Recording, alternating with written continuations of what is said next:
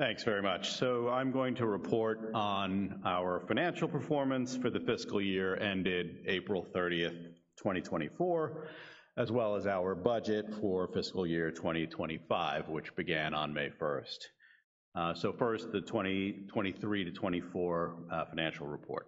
The Bar Association is moving into this fiscal year with the intent to continue increasing and improving our value for our membership, the legal community, and the New York City community overall.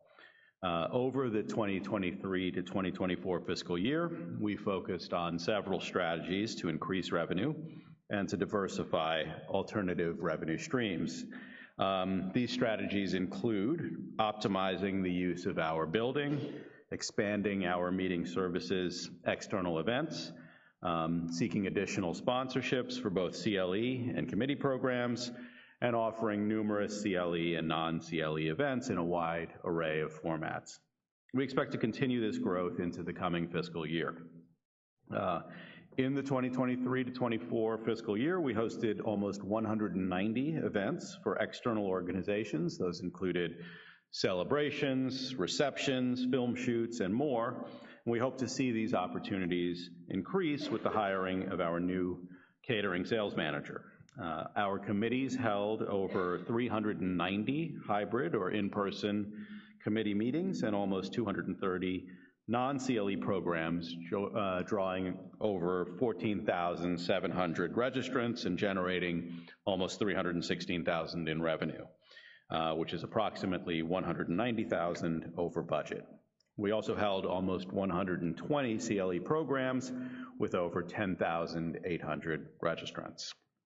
Total revenue for the fiscal year ended April 30th, 2024 is $14,627,466 against $15,242,464 in expenses. So that's a deficit of $614,998. Several departments have generated revenue in excess of their budgets, including meeting services, library operations, committee programs, and moot court.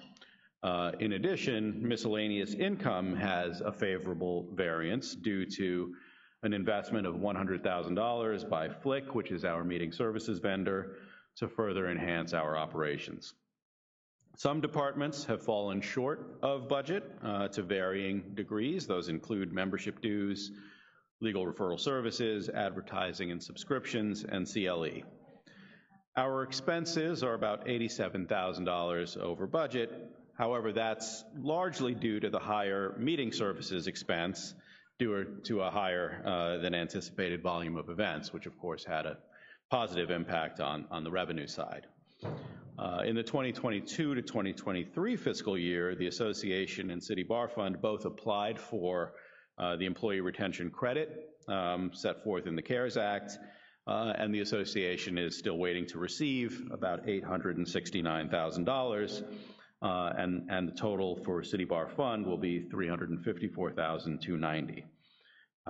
We've begun to receive some of the funds due to the City Bar Fund and expect to collect the rest of these funds in coming months. So for cash flow purposes, the Association has borrowed $1.4 million against our $4.5 million line of credit with Bank of New York Mellon. Depending on cash flow and the receipt of those ERC credit funds, we may be able to begin to retire some of this debt in the near future. So I'll turn now to the budget for the 2024 to 2025 fiscal year. The budget for the fiscal year, which will end April 30th, 2025, calls for a deficit of $121,967. And that's based on $16.1 million in revenue against $16.2 million in expenses. In the past year, both meeting services and sponsorship revenue greatly surpassed budget. With new positions added to the meeting services and business development and sponsorship teams, we expect to see both areas continue to contribute to revenue growth. As part of the budget process, certain assumptions are made, and some of the important ones are as follows. We've made a concerted effort to increase staff salaries for lower-level staff, meeting services, continued growth, especially toward external events. We're already seeing some growth due to the updated marketing strategy and the new catering sales manager, and we believe these positive trends will continue. CLE has increased the number of large institute events from 7 to 12. That's a 71% increase, and we expect to see continued increases in sponsorship and attendance related to those institute programs. A membership dues increase of 3% across all membership classes has been implemented with the May 2024 billing. In addition, membership and marketing are planning several new marketing campaigns, which are expected to help grow our membership. Legal referral services revenue is expected to increase to almost $1.9 million. Referral fee percentages paid to LRS increased on February 1st, 2023 for the first time since 2015, which means that the payments we receive for more recent referrals will be at a higher percentage than those we receive for cases that were referred before that date. The $35 consultation fee, which was suspended during the pandemic, is also being reinstated for the 2024-25 fiscal year and is budgeted to increase revenue by $79,000. Consistent with prior years, certain overhead costs incurred by the projects are budgeted to be charged back to the City Bar Fund. For the 2024-25 fiscal year, those costs include finance, HR, IT, and other administrative personnel costs. Other administrative costs amounting to $547,000 are not being charged back, and those include expenses for meeting and event space usage, and some expenses for the finance, communications, marketing, customer relations, and other administrative departments. I'll say a word about membership. Membership remains relatively strong. Total membership at the end of the fiscal year was 22,432, which is a modest decrease of 688 versus the prior year, but membership of law students and graduate law students is higher than in prior years, and that bodes well for future growth of the membership. As mentioned previously, the membership and marketing team is making a concerted effort to reach out and grow our membership based on several new campaign strategies. Turning to investments, the investment committee, chaired by John Baumgardner, thank you for that service, meets on a quarterly basis with our investment advisors to discuss the association's and the fund's investment portfolios. The association's investment portfolio consists of managed accounts as well as the investment in the purchase of the second floor condo of the bar building. Due to market fluctuations, the investment portfolio appreciated $159,000 compared to the prior year, from approximately $13.1 million as of April 30th, 2023 to approximately $13.2 million as of April 30th, 2024. That includes our annual distribution from the portfolio of 4.75% of a rolling average of the portfolio, which was $672,000 for this fiscal year. Consistent with prior years, we used the withdrawal for association operations. That's standard practice in the not-for-profit world.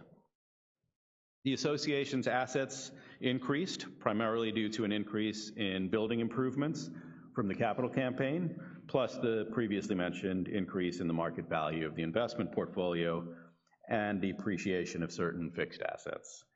The preliminary balance sheet of the association as of April 30th, 2024 reflects assets of approximately $25.8 million and total liabilities of $9.8 million as compared to $24.8 million and $8.8 million for the previous fiscal year.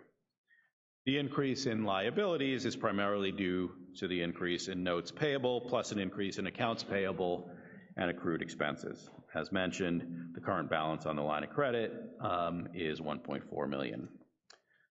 So looking ahead to future fiscal years, obviously running an organization at a deficit is not sustainable long term.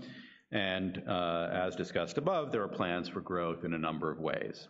The cost for a strategic planning consultant has been included in the 2024-2025 budget, which will enable the association to analyze our current situation and examine options for the future. In future years, some things to consider include finding ways to optimize our historic building by finalizing plans for the library and exploring uses for underutilized spaces in the building, including the bar building condo. In addition, while the association has gradually increased overhead chargebacks to the City Bar Fund over the last several years, there is still a considerable shortfall of $547,000, and we'll need to consider eventually charging back the full amount or an increased portion to the City Bar Fund. The two organizations need to agree on a mutually satisfactory approach to calculating and addressing these costs. We'll also need to continue to thoroughly review operational expenses for savings. And so wrapping up, let me mention that any member who wishes can obtain a copy of the association's audited financial statements from the Office of the Chief Administrative Officer. And the audited financials will also be available on the website. Thanks very much. That's the report.